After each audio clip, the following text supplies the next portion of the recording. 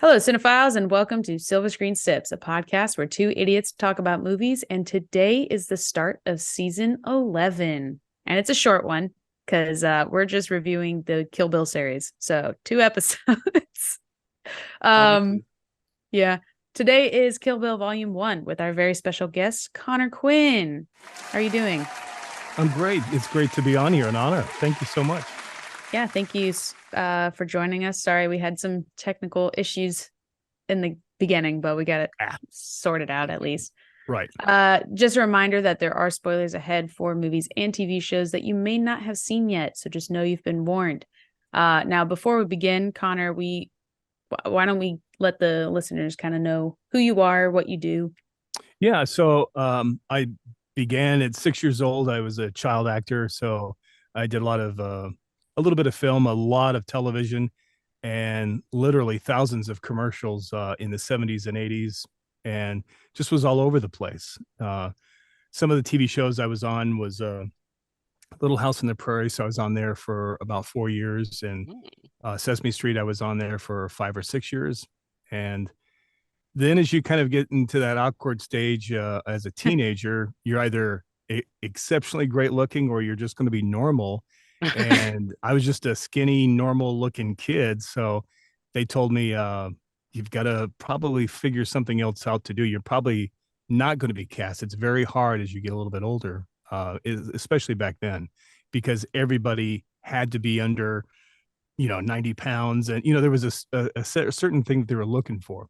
Mm-hmm. And so one of the producers on Little House on the Prairie, Michael Landon, had talked to me at one of the breaks. And I probably was about 10 years old. And he said, Connor, you like to talk a lot. I think you ought to go into voiceover. And I mentioned it Sounds to like a my agent. backhanded compliment. Yeah, exactly. Yeah, right. It's funny. He pulled all of us together. And he was looking at all of us kids, and I don't know, there's probably like 15 or 20 kids. And he's like, yeah, you have to remember what time frame it was. So he says, I don't see any Paul Newmans, any Robert Redfords, or Liz Taylors. Yeah, you're all going to be fat and ugly and bald when you get older. So Oh uh, no.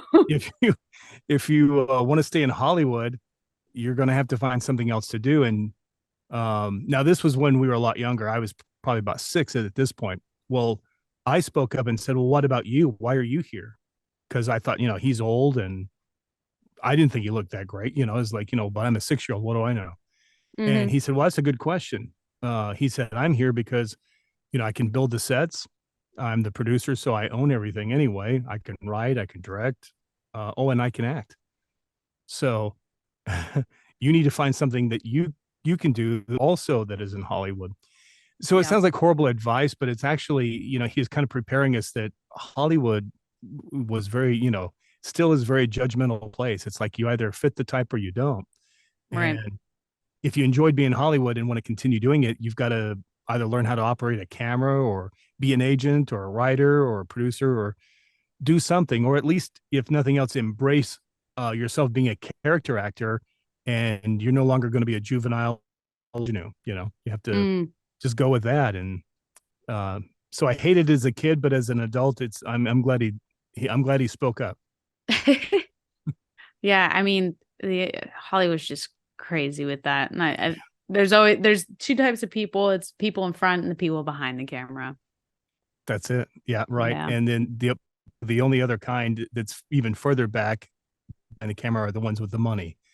Yes. So That's the it's third group. right. Forgot to Yeah, mention exactly. them. Even though they're still behind the camera, sometimes they're so rich that they put themselves in front of the camera, Oh yeah. because they can. But you're absolutely right. Back then in Hollywood, it was like, it was just really crazy. And for me, as a gay person, you have to remember back in the 70s, it was very, you couldn't talk about it. And Right. it was very difficult. So I remember I did a Star Wars commercial. This was probably 1981. So I was maybe 10 years old. And the guy that was directing the scene at the end of it called me over, and he said, hey, I think you like guys. And I'm like, no, I don't. I was very much like, Just straight out with it. Wow. yeah, totally. Pulled me aside, which was strange in itself. And talking to a kid, I'm 10 years old, and it says, I think you like guys. I'm like, no, what are you talking about? And, I was trying to refute everything. And he put the fear of God in me. He's like, you've got some tells. You need to watch that. And that was all he said. He left. I told my agent about it, and she, had a very close conversation with me, and it was tough. When I tell this story, a lot of people are saying it's horrible advice, but actually, it was good advice. She told me that I need to learn to make sure that I control my tells and my actions if I want to continue doing this career. If I like acting in commercials and television and stuff, because if they find out, I won't be hired anymore. So I think that day was like the day I became a man, so to speak. It was like my world. It was no longer lollipops, unicorns, and roses. It was Yeah. at that time. It was like every day I started studying. How do my straight friends act? What do they talk about? How do they approach girls? They talk about football and base. So I had to learn all about cars, all the stuff that I wasn't interested in, Hmm. and I think it's so much easier now for I'm Gen X, so all the generations below me is so much easier. I'm not saying it's a cakewalk, but it's a hell of a lot better than it was. It's no wonder that there were so many child actors that were hurt in Los Angeles, got hurt in LA and stuff growing up. The small group that I was with my agent, we were taken care of pretty good. And that was a good advice on her part. And she knew that I was gay. I mean, she had that mother's instinct. She was like Yeah. my second mom, and she had no problem with it. But she just said they will have a problem with it. The people that you talked about that are behind the camera, the money Hmm. holders, Hmm. and it kind of saved my career that day. It did save my career that day. I had to walk the walk and act totally different because it was not okay back then. Yeah. I think that especially now in more modern, and by more modern, I mean like the last, I'd like to say 10 years, it's definitely come a long way um for people in Agree. the community and whatnot. But Absolutely. In so many other ways, not just for gays, but I mean, just for all types of different things, race and stuff. It's a heck of a lot better than it was at one time. There's just so many restraints and restrictions that it wasn't even funny. yeah. Now, I think Isaiah has a question about your career. Isaiah, Yes, what'd you have?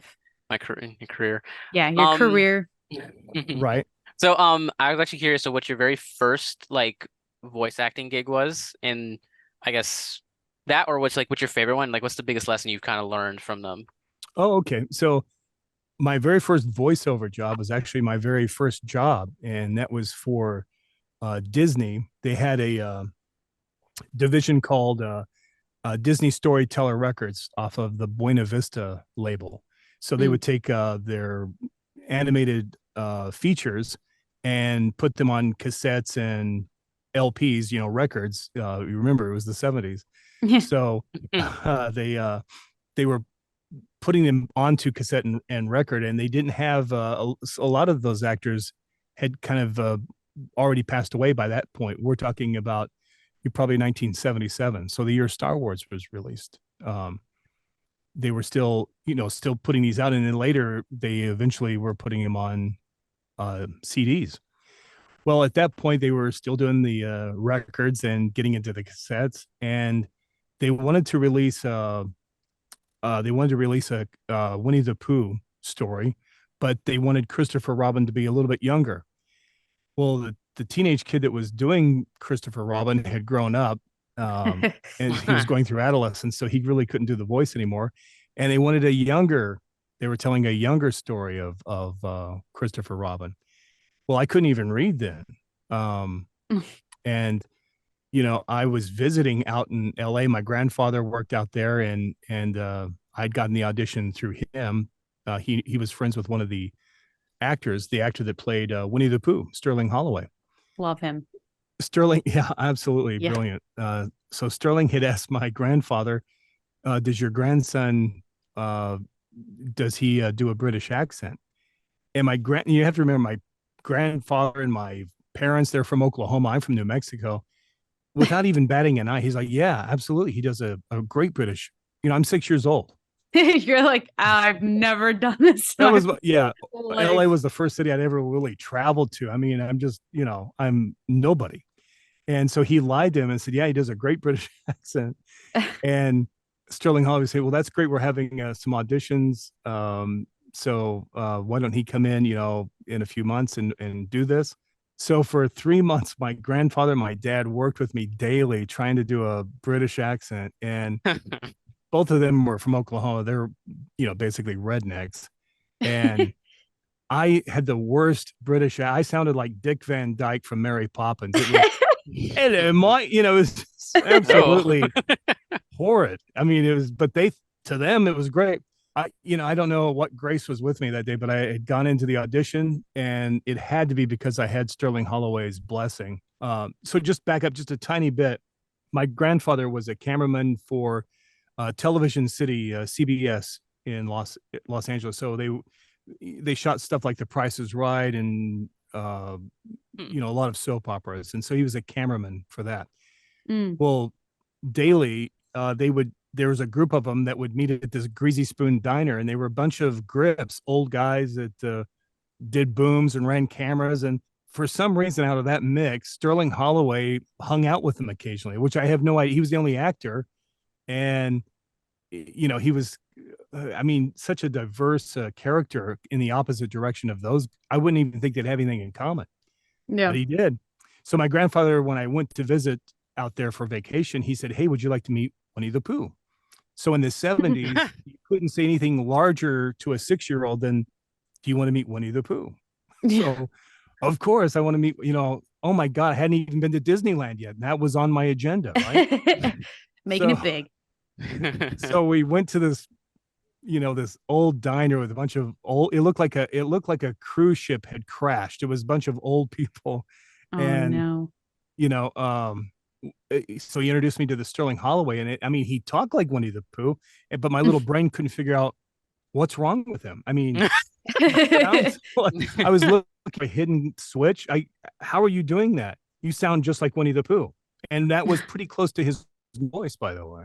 Yeah. And I was just enamored with him. I mean, I couldn't get enough of Sterling. He was so sweet, so kind. And, we talked, he was really cool because he got on my level. He got down on one knee. So we were face to face. And that was the first time anyone had ever talked to me like I was an actual human being. He was always, as a little boy, you're always having to look up, or they would pick you up, something like that. But, he just treated me like a regular person. And so anyway, now back to wrap up the story. Anyway, we went to the audition. I got it. And, it was one of the most remarkable things in my life, because they were recording the voiceover with the original cast. So you had Paul Winchell, that was voice of Tigger, Sebastian Cabot, that was the narrator. He was also Bagheera in the Jungle Book. So you had these very prominent Disney voices, including Sterling Holloway, in the horseshoe shaped pattern that Disney has always used. And that's how we did it. They would whisper my lines to me as a little boy, and then I would repeat what I heard. And, with a little bit of coaxing, because, what kind of acting are you going to get from a 6-year-old, especially me? I had zero experience. So that was my very first voiceover, but that was to be my last for a while, because being a cute little kid, I quickly started doing film commercials and, television show, Sesame Street, all that. And that kept me busy until about the age of about 10, when they needed to find something else for me to do, because you're going to start hitting that awkward tween age. Yeah. And, unless you look like, Johnny Depp probably wasn't born yet, but, those kind of guys, that just have the look. Unless you look like that, you're probably destined to do something else. And thank God that my agent listened to Michael Landon and said, you seem to enjoy that voiceover. And I did. You could show up in your pajamas. They had the whole time I was in film and television and commercials, they starved us. I didn't have my first cheeseburger till I was probably about 12. Okay. Oh, wow. I never had Coke. So back in the 70s, it was all about calories. And that, I'm a pretty big guy now. I think that's why I'm big, is because, then I found out, oh my God, there's food. You mean there's food in the world? So my whole life, up until about 12 or so, I could only eat certain things under so many calories. All of us child actors were that way. It was horrible. Mm. And I didn't put on weight until I was probably close to 30, I guess. So it's strange how life happens. It's like I'm a lot happier emotionally than I was back then for a number of reasons, my sexuality, but also it was just dysfunctional to keep something away from children, like candy or like cookies. For example, on Sesame Street, they would put me up on this wall, and behind the wall would be Ernie and then Cookie Monster. And I was such an idiot at that, as a little kid. I thought they were real people. What the hell do I know? I was like, I'm 5, 6. So Ernie had a plate of cookies. Well, I was dying. I know those are going to be good. They smell incredible. I never had one, but I'd seen other people partake. And he's like, oh, these are, for my good buddy Connor. He had the plate of cookies. Oh my God, my mouth I was so ready for it. And then right as he come up to me, Cookie Monster jumped up and ate the whole tray and every dang thing. It was like, and then the camera would just do the slow zoom on Connor's face. And, because it was so funny depriving a kid. Oh my God. I was like, are you familiar with Charlie Brown and the football? Do you know that? No, yeah. Oh, okay. Yeah. So yeah, Lucy would always set up the football. He would try to kick it and she would, pull it back. So they would do this to me 3 or 4 times a season with pies, with vanilla wafers, with and I would fall for it every damn time. I really thought that was it. So yeah, so you asked one question and 5 answers, Isaiah. So that's okay. I also had a question. Yes. So it's not easy, it's not an easy industry, obviously, to get into. And a lot of people, especially with VO, voiceovers, tend to have more of a struggle, I guess one could say. Right. So my question is kind of, what advice, would you give to those who want to pursue a career in voiceover? Like, how do you get to where, like, you are? I mean, obviously you've been doing it for forever, but like, what's a good advice to give to someone like that? I think it's just like as if they were going to go into television or film or stage, just with voiceover. The bottom line has to be the very start of you doing this whole journey has to be acting. We're now starting to call us voice actors. And for the longest time, we were just voiceover. And I'm so glad they're putting actors in it, because we are actors. And a lot of people are getting into it thinking it's going to be easy and finding out it's tough as heck, because a lot of people have acting chops. They've studied acting and they've learned the basics and are growing that, with the inner work and stuff. And now we have this new competitor on the scene called AI.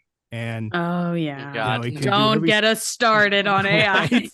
Well, it's taking everyone's job, including voice actors. Oh yeah. But I kind of have a different viewpoint. It's like, I know I'm not going to be on this earth that much longer, but for the rest of my life, and probably for most of everyone's life right now, AI cannot replace the human spirit. I think there's always going to be a group of people and projects that are wanting to be authentic.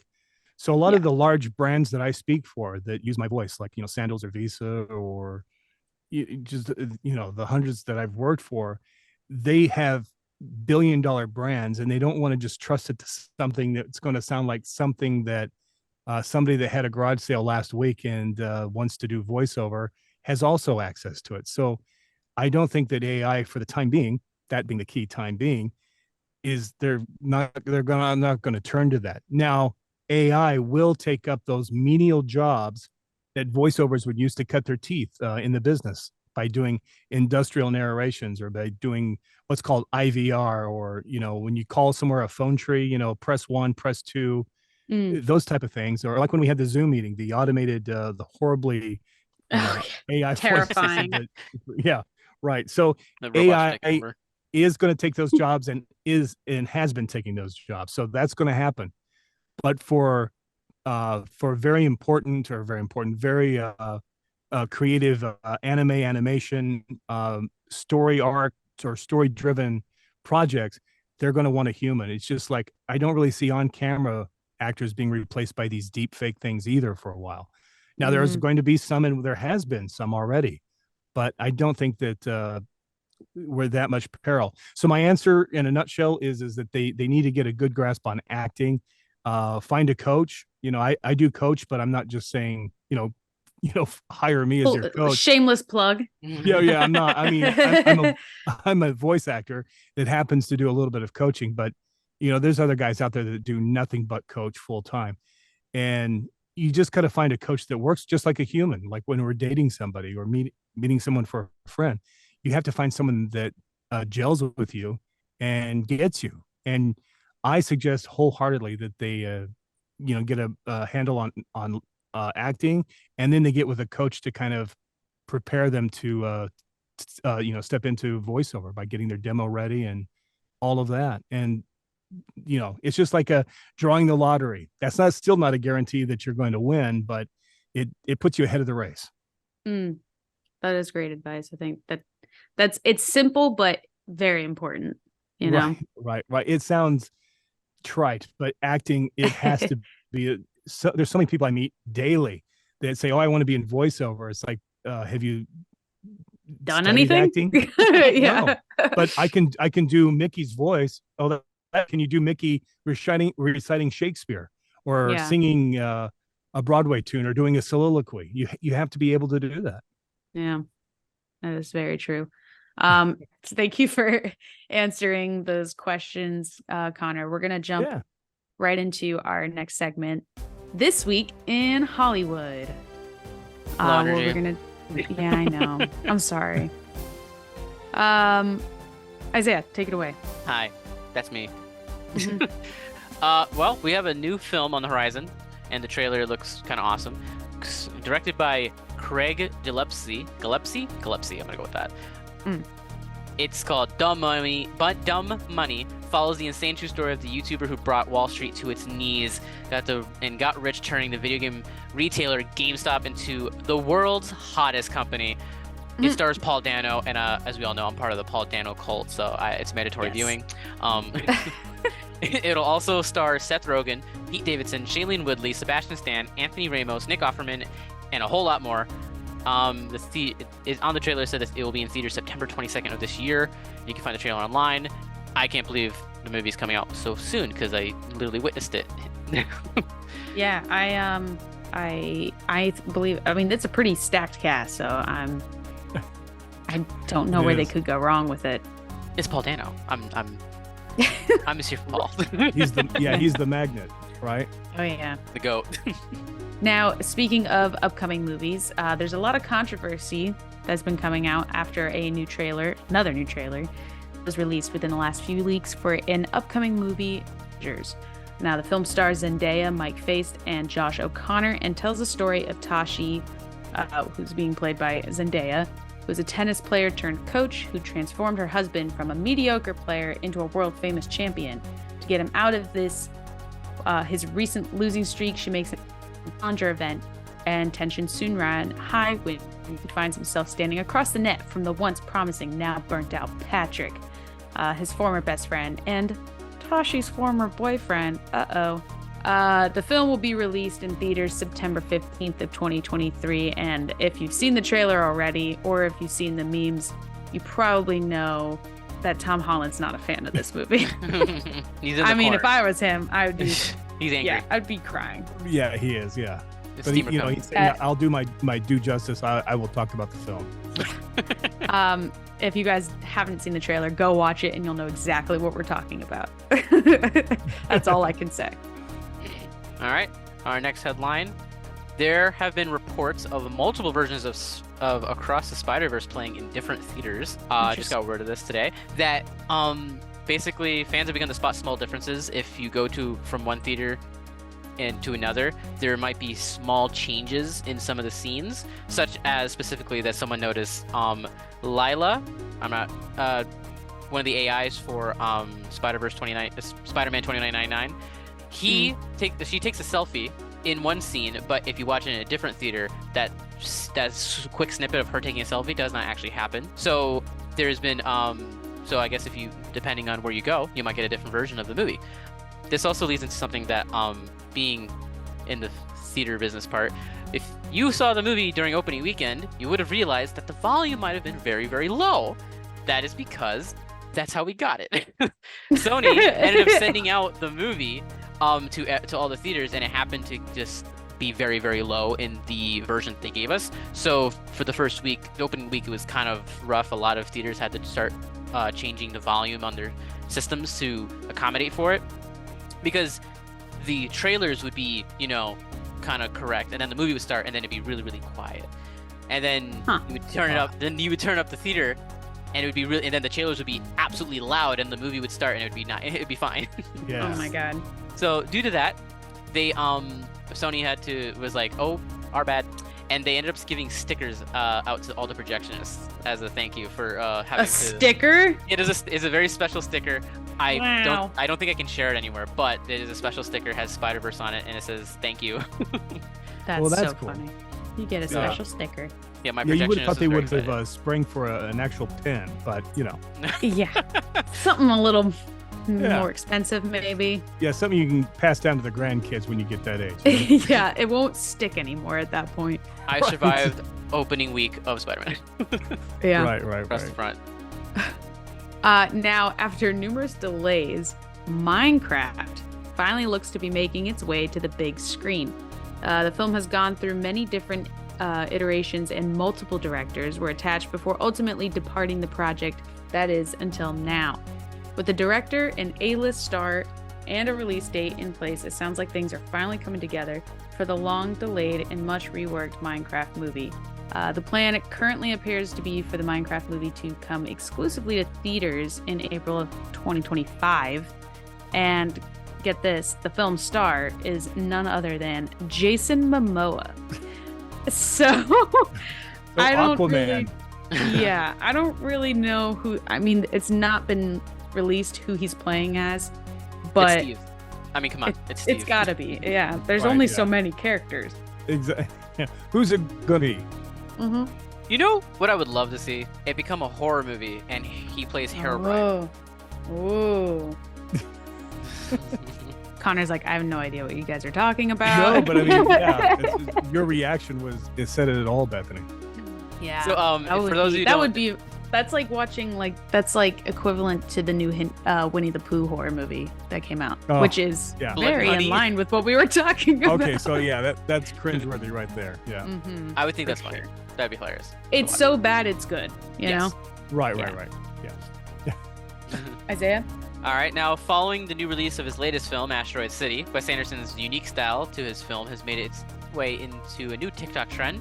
If you have TikTok, or maybe Instagram Reels, you'll probably have noticed what we're talking about. The trend consists of a lot of precisely symmetrical shots, pastel-colored title pages, which are undeniably very Wes Anderson. Although fans of Wes Anderson have created the trend in a sort of tribute to the talented director, he has stated that he's not a fan of what they're doing. No. He's also stated that he hasn't watched any of the videos and doesn't want to. In a recent interview, the director said, "I protect myself from that. I'd be afraid to think, is this really how people see my films?" I would go with it. I mean, if it's success at the box office, it's like, well, people are eating it up, so embrace it, man. Yeah. I'm surprised because he was like, yeah, I'm aware that the trend exists, but I never want to watch the trend. I was like, I'm kind of surprised, but on the other hand, I can't see him with a TikTok account, but that's just That's also true. Scrolling through all the TikTok. Yeah, I don't see that either. right. Now, lastly, the clock is counting down to the release date of Oppenheimer. And Let's go! Needless to say, people are getting hyped. Isaiah and I already have included. tickets. I already bought Really? tickets. I have IMAX tickets. He bought both of our tickets. IMAX tickets. It's like that. It's like the opening Sunday, and they're directly in the middle of the theater, so I'm ready to go. Mm-hmm. Wow. Yeah, I'm looking forward to it. I think it'll be great. I'm so excited. Now, according to Christopher Nolan, the ending of Oppenheimer has some similarities with Inception. In a recent interview, he stated, quote, "I mean, the end of Inception is exactly that. There is a nihilistic view of the ending, right? But also, he's moved on and is with his kids. The ambiguity is not an emotional ambiguity, it's an intellectual one for the audience. It's funny. I think there's an interesting relationship between the endings of Inception and Oppenheimer to be explored. Oppenheimer's got a complicated ending, complicated feelings," end quote. So do with that what you will. Anything less, you know? Yeah. Oppenheimer is out in theaters July 21st, which is a little under a month now. When this episode comes out, it'll be about 2-ish weeks. So, woo! And then immediately go see Barbie. Yes, that's also on the list. Back to back. Anyways, Right. that concludes This Week in Hollywood. You can find all of our sources cited in our Discord channel, which if you're not there, What are you doing? join. Yeah, what are you doing with your life? Maybe watching Oppenheimer. If not, you're watching Inception. Yeah. All right, so we're gonna move on to our next segment, which is Big Lou's Big Brews, which doesn't make a lot of sense for you because there's no Lewis here. He's our voice guy. Yes. So He's our announcer. we had a co-host who left recently to go pursue a medical degree. So Oh, wow. Good on yes, we have to let him go. So this was his segment, but we're keeping it going in honor of him. And we called him Big Lou. So that was his nickname. But he did write these recipes down and everything, and he gave us basically a script to go off of. So I'm going to try not to butcher this. That's good.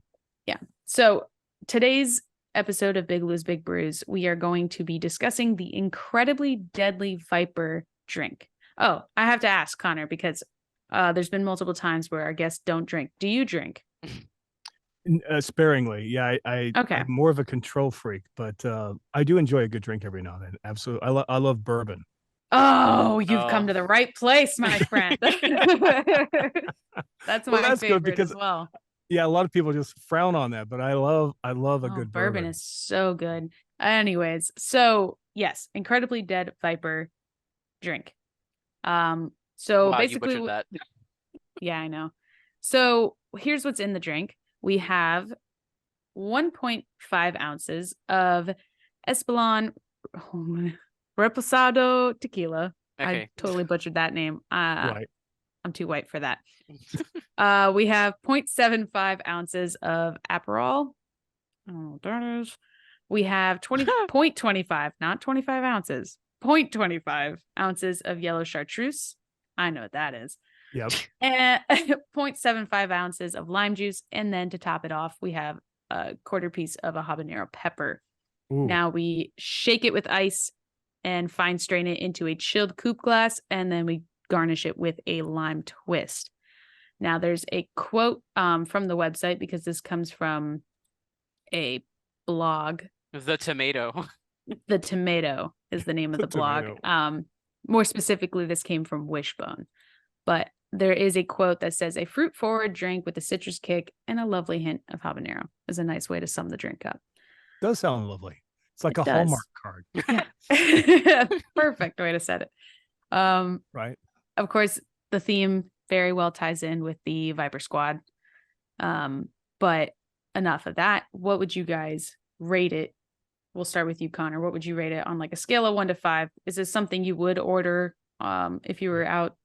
It is. I'm from New Mexico, so anything that would have pepper, yeah, absolutely. I'm down all the way. So I give it the highest rating. 5 out of 5. Damn. Yeah, I would. I really would. Super easy. Great. Everyone usually is always like, oh, I don't know, like a 2. No, I think I might regret it, but I'm up there. I did do the 1 chip challenge, so I'm up for this. Oh, yeah. There you go. Right. That my partner also did the 1 chip challenge, and he took it like a champ. I was like, that's it. I can proudly say I could never do that in a million years, because I'm a wimp when it comes to spicy things. Growing up in New Mexico, so I love spicy. So I mean, it's not for the weakling, but I definitely love it. Yeah. Enchiladas are, have to have the habanero and the red and green chili, all of that to the max. I love it. Isaiah, what about you? What are you thinking? I feel like you do like some of these ingredients. I do. I just don't expect. I don't know why the habanero peppers. I think is gonna lower it because as I do like whiskey, like as and it kicks me in the face every time I drink it. This drink in particular though, This is tequila. it's tequila. I don't like tequila, and I don't like spicy, and I don't like my drink spicy. So I don't know. I just completely 180 there. Well, no, because it's not That's whiskey. Like spicy. Yeah. Because like whiskey, what do you call it? Like I like the Four Horsemen, which it kicks you in the face. This kicks me in a different. It kicks me in the face in a different kind of way. Not in a fun way. Not in a fun way. Yeah, you gotta brace for it. Yeah. So I might give it like a 2.5 out of 5. Okay. Wow. That's still higher than what I would give it. What would you do? I'm thinking like a 0.5 out of 5. Are you serious? So I'm the only one that would. Well, that's a good thing. That at least one of us likes it. Yeah, you can tell your doctor, former announcer, that I would jump off the train with him. Yeah. I think it's because I'm not a huge fan of tequila. Like a margarita is probably the closest I'll get to tequila. Right. And I'm a big baby when it comes to spicy food. So I that's don't know understood. how I'd deal. Yeah. Yeah. But there is a picture of it. Let me see if can I share that in Zoom? I don't. Oh, I can. There's a little chat. Here's a picture if you guys kind of want to look at it too, because I like to base my ratings purely on looks. It's a great way to go about life. Always judge the book by the cover, Yeah. We do. Yeah, all the best books I've read had wonderful illustrations, Mm-hmm. Exactly. Oh yeah, that does look good. There you go. It's a nice orange. Right. It is very small, yeah.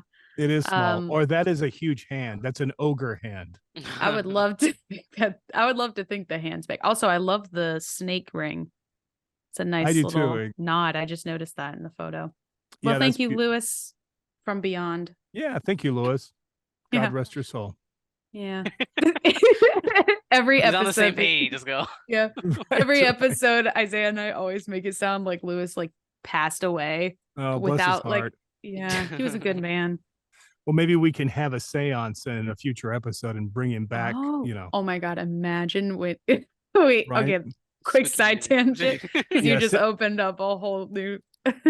What if Isaiah, the next time Lewis does come on to the show, like for like a fun guest episode, we started off with a fake seance. Oh my God, the Ouija board is moving. There you go. Absolutely. That would be pretty cool. That would be hilarious. Well, yeah. Sorry. Thank you, Lewis, for that. And thanks, Connor, for the amazing idea. I'm writing that down. Well, there you go. I get I get screen credit, and I also will get a residual. Thank you. Damn it.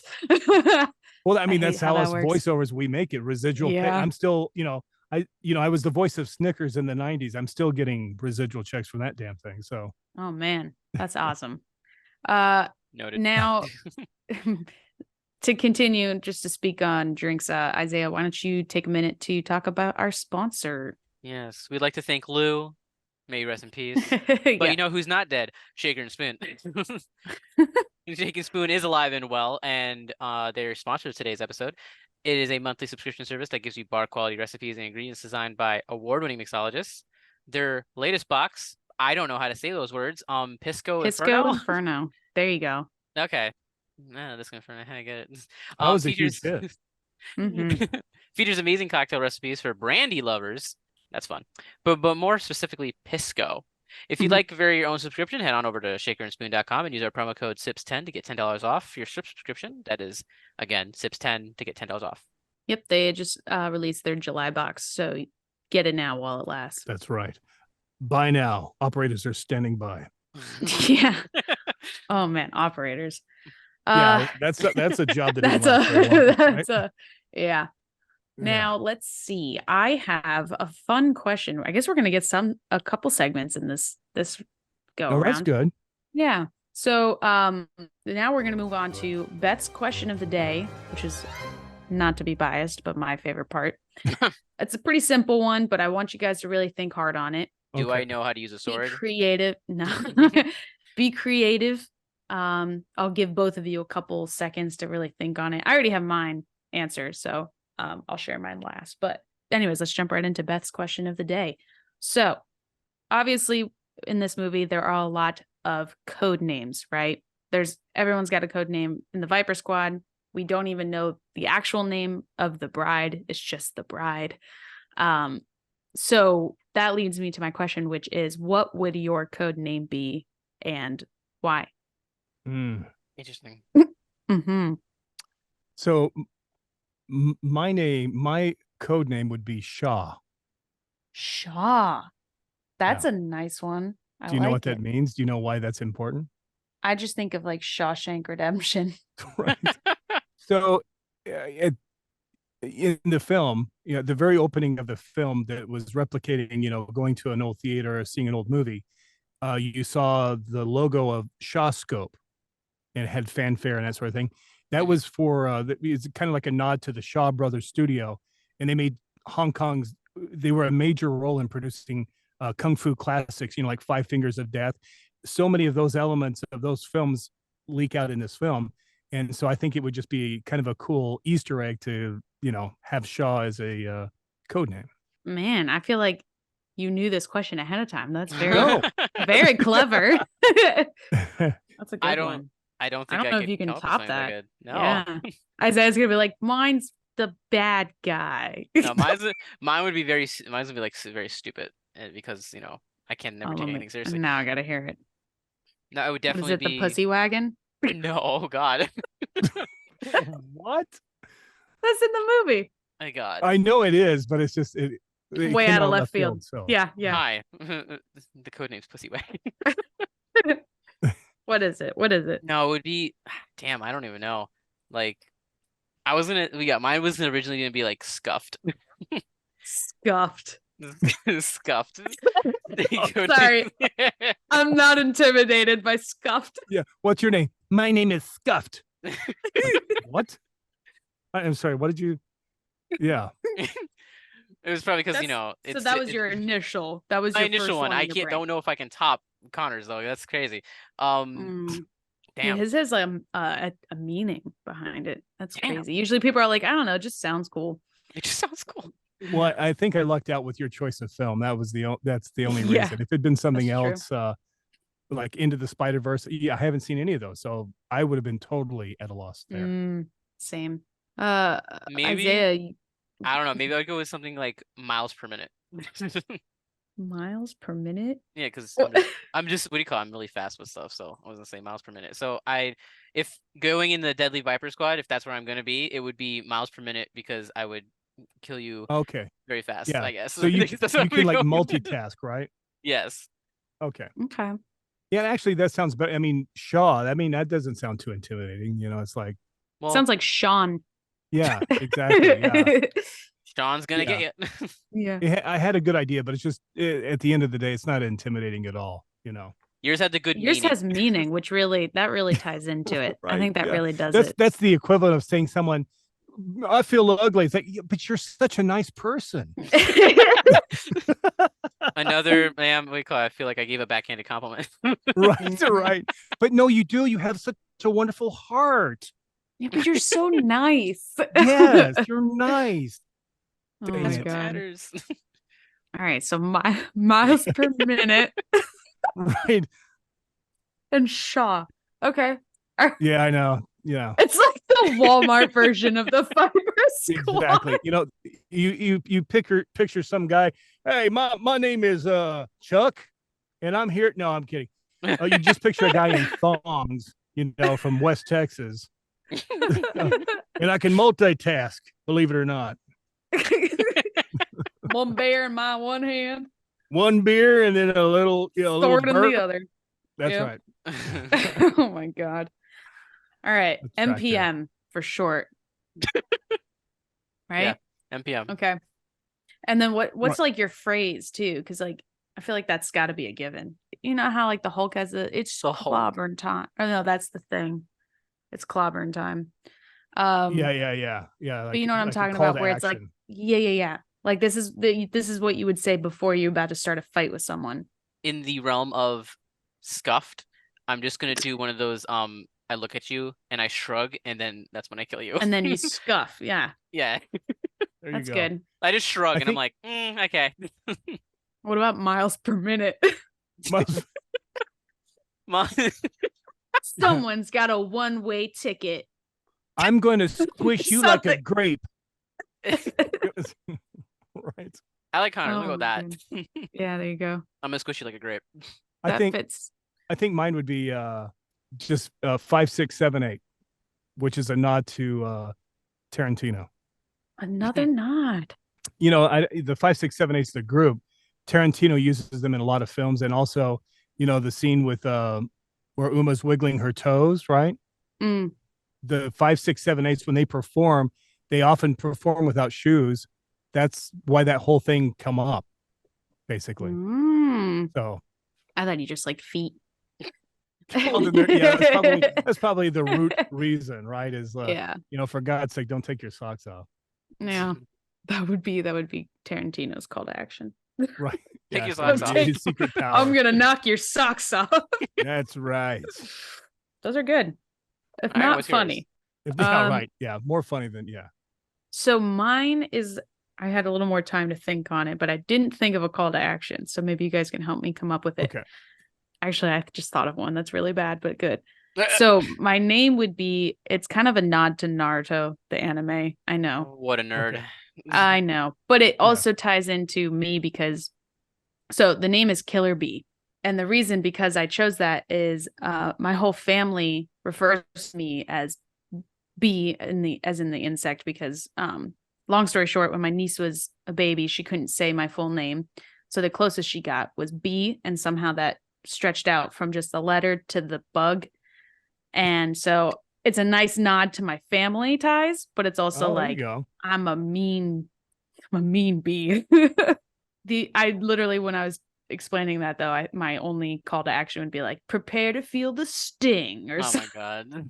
like so bad. I would probably say, you know, the queen bee is in the room, or you know, something. Oh, there you go. That's Right. it. Yeah. No, I like that. I like bee. So that was mine. But I think these are all great. I think we're nice.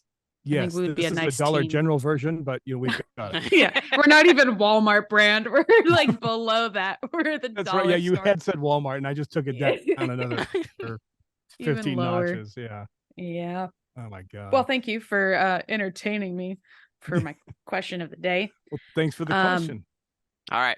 So All it's right, time. Isaiah. Fun facts with me. Fun facts with you. With me. All right. So I have quite a few. I'm gonna try to go through them.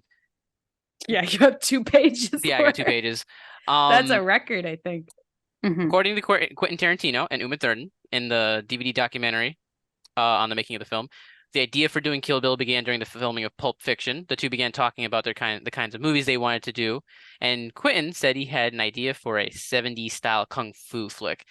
Uma came up with the film's opening shot of her being beaten and wearing a wedding gown. I honestly, without going too much into it, I think that's one of like the best establishing shots. It's, you know, I think it's great, and also a lot of people don't know the reason why it was done black and white. Isaiah, is that one of your facts? I do not. Well, in the future, but not this one, not the specific shot. So what's the story? Well, I don't want to step on something he's going to mention. We're gonna fact check you. Don't worry. Okay. Oh well. In that case, from what I understand, you know, I have the version of the DVD I have is the Japanese version, which is in color, and the reason it was released in black and white is because he was going to get an NC-17 rating because there was so much blood. Oh. And so I guess the brilliantness of Tarantino, or actually his editors, was we'll convert to black and white, and you know, which, you know, the whole film is stylized anyway. It'll just fit in like it was. And I think a lot of people thought that it was meant to be that way, but it was not. Oh, that was just to cover up the gore? Yeah, That's because crazy. he was going to get an 2017, which is The Kiss of Death, So That's a good one. at least that's what I remember hearing on one of the commentaries I have. It might be the Japanese edition that I have where the commentary is on, but I think that's where I heard it. Anyway, carry on, Isaiah. Sorry about that. Fun facts with You're Connor. Yeah, right. Yeah, you don't have Lou, so I'll come back and fun facts with Connor in addition to Isaiah. Right. There you go. Tarantino is a big fan and friend of Michelle Yeoh. Love Michelle Yeoh. Classic lady. Yeah. So she obviously he loves Hong Kong kung fu movies. So I'm 100% probably seen Crouching Tiger, Hidden Dragon. And so he was in Hong Kong filming for the movie, and he'd met Michelle Yeoh. He helped her through a rut of being like, oh, I'm just not doing a lot of stuff like now. And his enthusiasm about making movies kind of like rejuvenated her to make stuff. So they were like, how come she's not in this movie then? And his response was, he said, who would have believed that Uma Thurman would be able to kick your ass? Like, that's why you're not in the movie. Who would actually believe that? Right, this is true. Yeah. So to prepare for the role, Tarantino asked Uma Thurman to watch 4 movies. These movies are John Woo's The Killer, Jack Hill's Coffee, Sergio Leone's A Fistful of Dollars, and Toshiya Fujita's Lady Snowblood. So filming was done at the Beijing Film Studio, which a little history lesson here, was founded by Chairman Mao, who is the founder of the People's Republic of China, whose wife made the studio for propaganda films back in the day. It is considered a community because everyone who works there also lives there. They sign lifetime contracts. So all the grips, all the sound people, all the ADs, all the film crew, they all live on set. Basically. Wow. So there's a school, there's stores, there's apartments, all that. And they all live there and they all work and they got basically a job for life doing movies. Oh my God. Wow. Hopefully they like it. Yeah. Yeah. I wonder at the end of it, do you get a watch for being, so many years? Or do you get a sticker, perhaps? No. So O-Ren Ishii was originally going to be a full Japanese woman when Tarantino was writing the character. But after seeing Lucy Liu in Shanghai Noon, after he was dragged to watching it by a friend of his, he rewrote the character to be Chinese, Japanese, American. That way he could hire her to do that role because he just loved her so much. I kind of liked that he did. I mean, she's a beautiful woman. I'm just going to say that now. She's like naturally beautiful. I liked that not only did he decide to go with her, but he also made that a part of her character. Yeah, like, she even mentions that she's Japanese American and everything. And like, yeah, all your backstory that as an actor, that is so important when you're writing your storytell. So the anime sequence for O-Ren Ishii. Yes. Yes. Yeah. Let's talk about it. So it was directed by Kazuto Nakazawa and produced by Production IG. If you know who Production IG is, they are a prolific anime studio in Japan. They had produced films like Ghost in the Shell and Psychopaths, just to name 2, which are just like two major ones in the repertoire. Yeah, they're legends. So like I didn't know that, and then the second I realized that, I was like, oh, no wonder. Right. So the shot where the bride splits the baseball in 2 with the samurai sword, where Hanzo throws a baseball at her, was done for real on set, and it was done by Uma Thurman's stunt double, Zoe Bell. So she actually did cut a baseball in half when it's on her. What? Yeah, I thought that was an effect. Oh my god. That's like the Lord of the Rings where Aragorn actually deflects the blade or whatever that got thrown at him. What's up with these actors and being good with swords? Yeah, secretly being really good with swords. Well, I am an actor and I'm not good with a sword, so that's probably one of many reasons I'm heard, not seen. There you go. Yeah. So the crew were in favor of using practical effects. Specifically, they wanted to use 1970s Chinese cinema effects of how they did it back in the 70s, particularly stuff used by specific director Chang Che, including the use of fire extinguishers and condoms to create spurts and explosions of blood. Yeah. It gives a very specific effect, obviously. It really does. So. Right, because we've all tried that. Yeah. Every Thursday. Every Thursday. Well, that was a little too... Mine's on Fridays, so Yeah. So Tarantino told his crew, he said, let's pretend we're little kids and we're making a Super 8 movie in our backyard and you don't have all this shit. How would you achieve this effect? Ingenuity is important here. And if you've ever listened to an interview by Tarantino, that is specifically in his voice. You can totally hear his voice saying that. Yeah, Oh, yeah. exactly.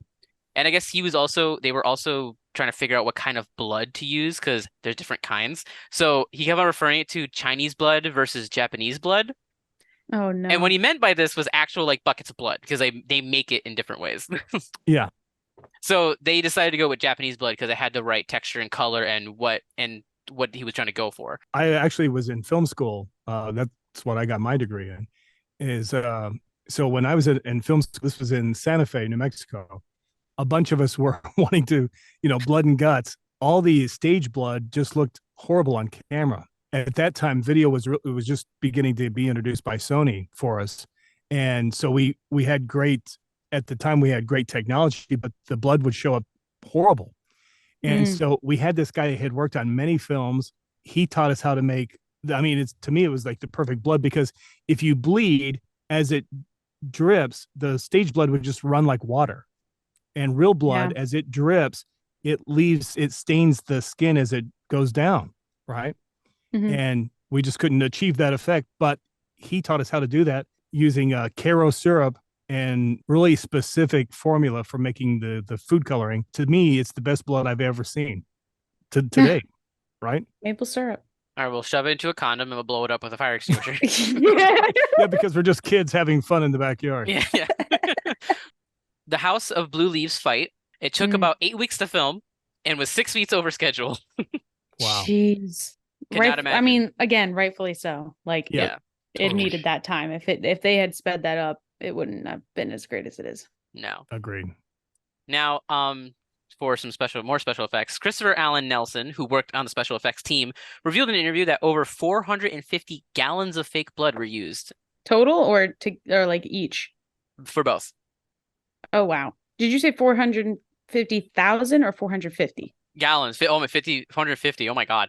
450,000 gallons would be it would be an ocean. Okay. I heard 1,000 the first time, and in my head I was like, how is that even? I couldn't even fathom that, and I was like, wait a minute, let me clarify before. That's a lot of syrups and condoms. Yeah. Yeah, something that I never thought I would hear. Yeah. Name of the episode? I think it's the name of the episode. Yeah. Oh God, no, we'll get canceled. All right, so at the beginning of the fight scene between Oren and the bride, after Oren says in Japanese, "I hope you saved your energy. If you haven't, you may not last 5 minutes." Apparently, and I was trying to time it myself, but I was too into the movie to actually do it. It is exactly 4 minutes and 59 seconds from the time she steps forward and the music cues until the fatal blow of the duel. That's the one I wanted. That was the fact I was waiting for. Wow. Yeah, that one I also didn't time it. It's crazy. Yeah. I don't even know how you do that. I don't know. You got to thank Sally Menke for that. Like, how do you? Yeah, the editing. It like you have to time. Like you put a phone. Right. Like you put a time. Not a phone, but you put a timer down. You just go from there, I guess. And you must. Yeah, unbelievable. That's awesome. That's like my favorite fact for sure. After editing began, the producer, unfortunately Harvey Weinstein, who was known for pressuring filmmakers to shorten their films, suggested that Tarantino split the film into two. This meant Tarantino did not have to cut scenes, such as the anime sequence. Tarantino told IGN, I'm talking about the scenes that are some of the best in the movie. But in this hurtling pace where you're trying to tell only one story, that would have been the stuff that would have to go. But to me, that's kind of what the movie was. Are these little detours and these little grace notes. So the decision was made to split it into two, and the second film was announced in July of 2003. And then during filming, actors and actresses often provided what's called a Hello Sally take. This involves the actor or actress finishing his or her take, then turning to the camera and yelling, "Hello, Sally," which has been done on other Tarantino films. Specifically, there's some compilations on YouTube you can find. This is a nod to Sally Menke, who is the editor. So basically, Tarantino would film that shot, so that when she was editing the film, they would sit there and they would be saying hi to Sally. That's funny. That is funny. I think we've unknowingly been doing that on shoots we've been on to our editor Jess. Shout out Jess if she's listening. Especially I've done a lot of like audio recording and stuff, and whenever I do audio, I'll always like take the mic and put it really close up to my mouth and be like, "Hi, Jess," and I didn't even know. That's awesome. Now, the soundtrack was organized and mostly produced and orchestrated by RZA of the Wu-Tang Clan. Interesting. He and Tarantino had met premiere party, I believe, for Iron Monkey, which was one of RZA's movies. And so they were just talking, and they just got really into like talking about the kind of the sounds and music that goes around with kung fu movies and their favorite 70s kung fu movies and all that stuff. And they're like, so you're making the music, right? And he goes, I guess so. Basically, that's how that conversation went. That makes a lot of sense. Now that you say that, I can really see his influence on the soundtrack. Totally, yeah. Except for Nobody But Me. Oh, sorry, that was my favorite song throughout the entire movie.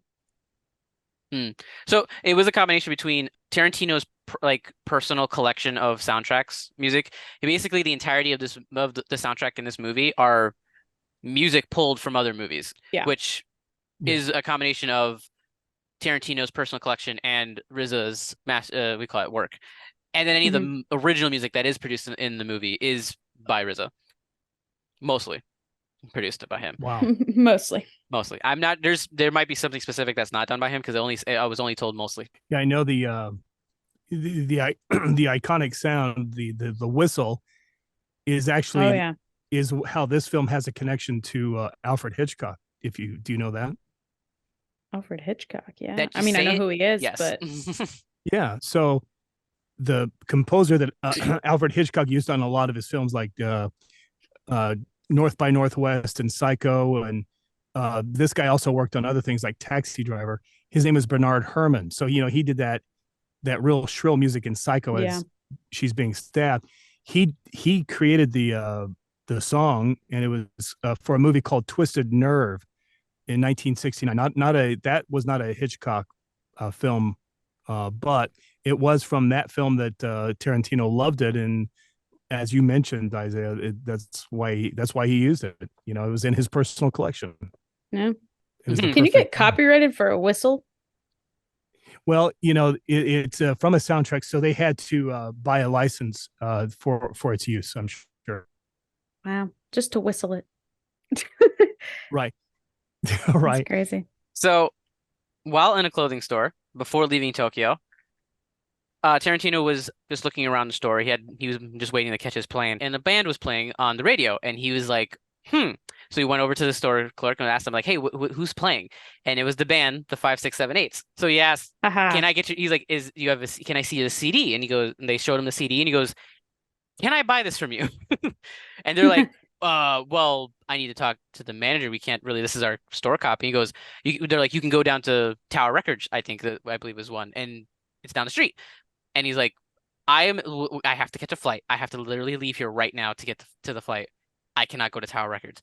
I will give you like a way extra than the CD is worth to take it with me, because he knew that if he had left and just made a mental note to try to track down the band later, he would forget, and they would not be in the movie. And he was very determined to make sure that he didn't forget it.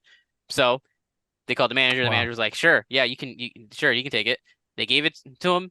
He was making some notes on the flight home. Listened to it when he got home, and that's how the band ended up in there, because he loved the sound. Had him come on in for dress rehearsals and making music, and that's how they got in the movie. That's awesome. And they are the band that is playing in the House of Blue Leaves. They are the ones playing on the instruments. Ah, cool. Clever. Yes, you'll notice that they are also not wearing any shoes or socks. Yeah. They are barefoot. I was like, of course. Right, yeah, Tarantino and his thing for feet, so. Yeah. And for our final fact today, at the 2004 Cannes Film Festival, on Tarantino's birthday, no less, a cut of the film called Kill Bill: The Whole Bloody Affair was shown, with some minor changes such as extra shots and, more notably, the anime sequence, along with the second movie's introduction and the reveal of the daughter in the first, were kind of removed because they had edited it to be one continuous film. So it's like I think it's like 225 minutes. It's like, or something. It's like 4 hours of long movie, because both of them edited together. That's crazy. And I think there's not really a cut you can find. I think there was like a few DVDs that were out there that are like collectors now. I don't think you can actually watch this version of the movie unless you were at Cannes or you have that special DVD. Right. Wow. So, but reach out if you have it. We will literally buy it from you no matter how much money it costs. We have a flight to catch, so It would have been much easier for him to just ask for a pen and paper. yeah, or a sticker. Right. Um, Yeah. But it makes for a better story. yeah. So, wait, was that your last one you said? That was all the facts, yes. Wow, that was a good list. That was. I mean, I knew there was going to be a lot behind this film because it's one of those films that's like there you could tell there's a lot of care and dedication and like time put into it versus Yes. a lot of the films we've watched don't have a lot. I'm not gonna say names. But I wonder who. yeah, I'm glad you included the one I was waiting on. I'm just glad that like a lot of the facts are like confirmed. I can definitely have like 3 pages easily of facts for other movies. The problem is more of confirming them because a lot of them are like, oh, it's like off a trivia website or if it's off like the IMDb trivia page, and it'd be like they just they said that this happened. I'm like, where? And I'll Google it, and like I'll never find a source, and it'll be like from a random blog from like 2008, and I'm like, that's not a source. I don't know who you are. Yeah. Yeah. So I'm like, I gotta curate it a little bit, and so that's why the Yeah. facts don't always. But this one, at least, like literally all these facts, Tarantino himself was talking about it in some interview at some point. That's good. Well, thank you. Very good job. Good job, Hopefully Isaiah. you can find as Thank you, many thank the you. second time. Fingers crossed. Knock on wood. Yeah. Well, now we can actually talk about the movie and kind of what we thought about it, what we would rate it on a scale of 1 to 5. Do you want to go first, Connor, since you are our guest for today? Yeah. So I'm not, this genre. I love Tarantino, but I like some of his work. This is not one of my favorite pieces by him, but I like anything by him. And just for it being Tarantino is an automatic 3. And as you said, for all the thought and the work that goes behind the scenes with all of this, and as Isaiah was mentioned, some of the facts are just, it plays out that, this was like his piece de resistance at that time. Yeah. And so I have to give it a solid 4, because even though I'm not really comfortable watching this type of a blood and guts type of thing, I was fascinated. I was, zoned in for the whole story the very first time I saw it. And I actually shocked myself because it's not the type of film that I really go for. Yeah, so I would give it a 4, and I've seen it multiple times. I don't watch films very often, repeatedly, but this one I have watched probably 5 or 6 times, and then I rewatched it, for this podcast, and thoroughly enjoyed it. It seems like it gets shorter and shorter every time I watch it. I mean, that's a good thing to have in a movie. Oh yeah, because especially nowadays. When I look at my watch going, gee, oh my God, how much longer are we going to drag this out? Yeah. Or when you you pause it and you're like, there's an hour still. Yeah. That's the worst phase. Like, oh my God. It's like, yeah, what's on Netflix? But no, not this film at all. It had me from hello. There you go. Yeah, I think I agree. Oh, sorry. So you said a 4 out of 5. Yeah, I would give it a 4 out of 5. That's your final locked-in score. Yeah, all of his fans would probably be at a 5, but I would be a solid 4. Okay, that's fair. Isaiah, what about you? I also gave it a 4 out of 5. I thoroughly like this movie. It's very good. It's very well together. You can tell the care he put into it. He went into this movie basically saying that he wanted to test his talent of being, because he thinks that the best directors are people who can do action because it requires so much going on and there's just so much intricacy. And he technically never did an action movie up to this point. I mean, if you want to consider what is it? Until Dawn, action movie. Not Until Dawn. Was it From Dusk Till Dawn? My God. I was like, Until Dawn is a video game. Yeah. So but he said he wanted to test his talent. All the hard ones. He said he wanted to test his talent and be like, if he can make a genuinely good action film that can stand the test of time, then he has accomplished the goal. I think he accomplished the goal. I think he did an amazing job.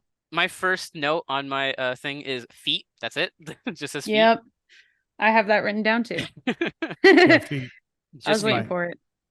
Now, I do think at some points it does get a little over dramatic, like the Hanzo scenes of him just like writing Bill on the window and just.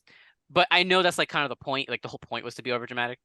Mm-hmm. But sometimes I feel like that's cheesy. Like I had to laugh to myself. Yeah. But it still goes to the style, and I do kind of give it a 4 out of 5 because it is a good film, and I love the Oh yeah. film. It's one of my favorites. However, I do think that he has his other films. There are other films that are way better. Oh Like, yeah. and we'll get to it maybe one day. But specifically for me, Inglourious Bastards and Django Unchained, phenomenal. Yeah, you have Right. a I totally Inglourious agree. Bastards poster. I do. It's on You my know, wall. as a master director and everything, the color scheme is everything in this film because we start off with absence of color. So you're in this modern era, you're craving color. Mm-hmm. You want it to shit because you're kind of you're kind of uncomfortable. But what's interesting is, a lot of people probably don't know why she was wearing, the bride had that yellow jumpsuit, but that was an exact replica of the jumpsuit that Bruce Lee wore in Game of Death. Mm. That's why that was there.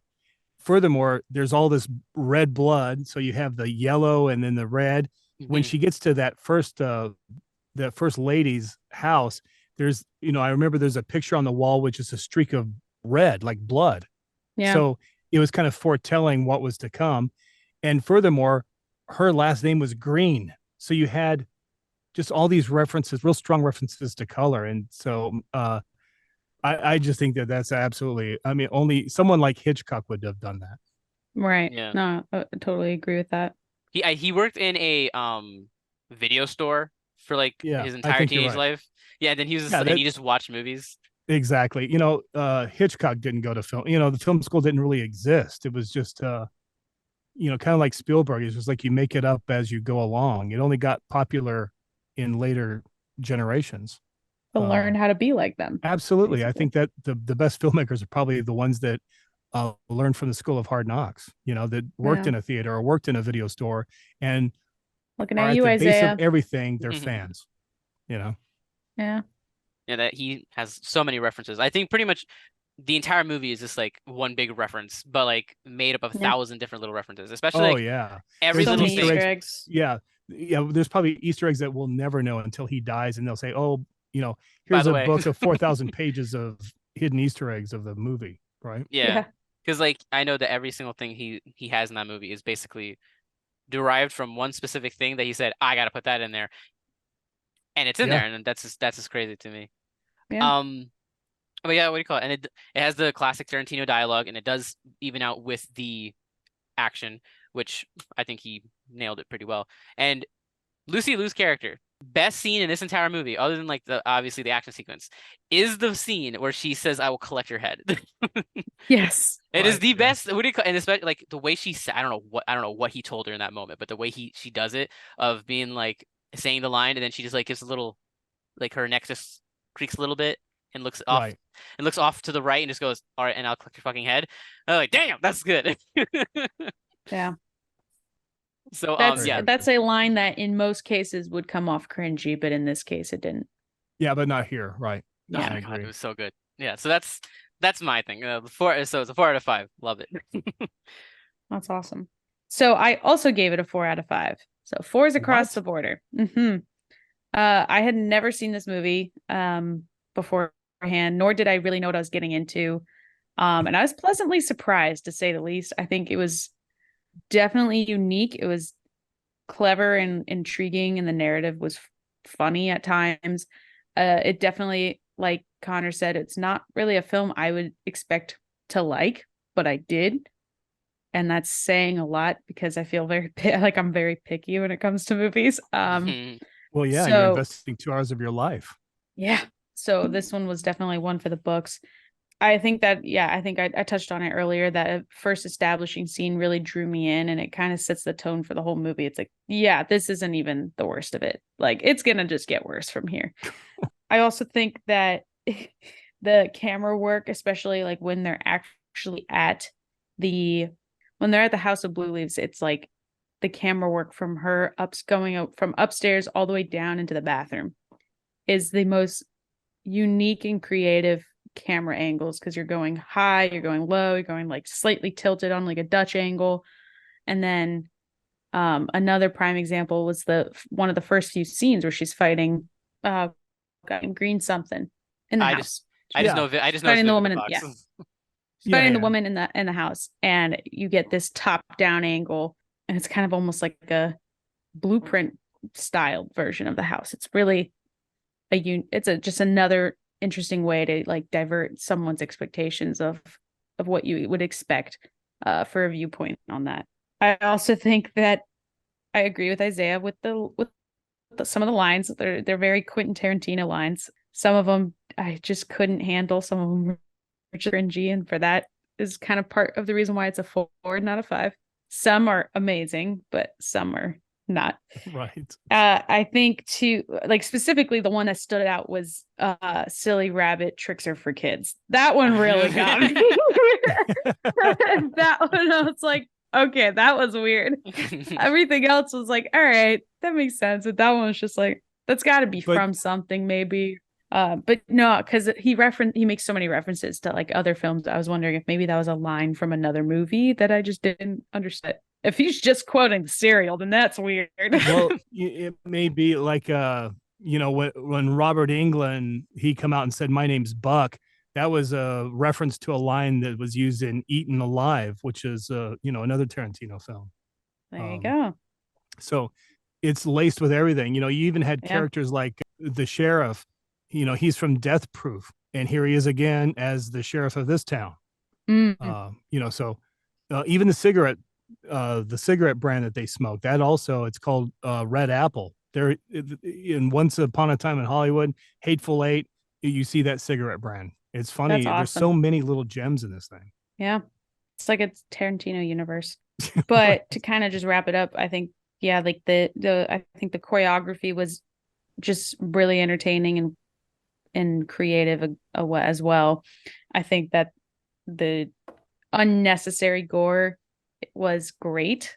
It was so over the top that it was ridiculous, but I kind of liked it about it. It was like he played into it too. He was like, no, we're gonna sit on this shot for 10 more seconds so you can really get it all. But yeah, I give it a 4 out of 5. I'm very excited to see the second one. I hate that it ended like the way it did because I just wanted to find out what happened. But I mean, I'll find out in a week. So I'm okay with it. Well, does anyone have anything else they want to add kind of before we wrap things up? Tarantino's out of breath all the time. No, I think. Yeah. Right. Yeah.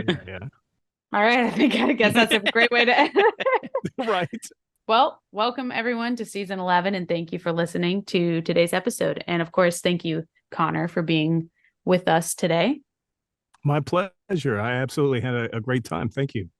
Of course. Do you want to take a second and just let the listeners know maybe if you want to like plug any social media or anything like that? Now's a good time. I've got 3 films coming out and 4 books. No, I'm just kidding. I was about to be like, wait, why didn't we talk about this? Yeah, right. Yeah, do we have another 15 minutes? Yeah, right. No, I mean, if I would love to help out anyone if they're interested in making this a career, or if maybe they're kind of struggling as a voice actor. But I can be reached at my website, which is voxguy.com. It's V as in Victor, OX.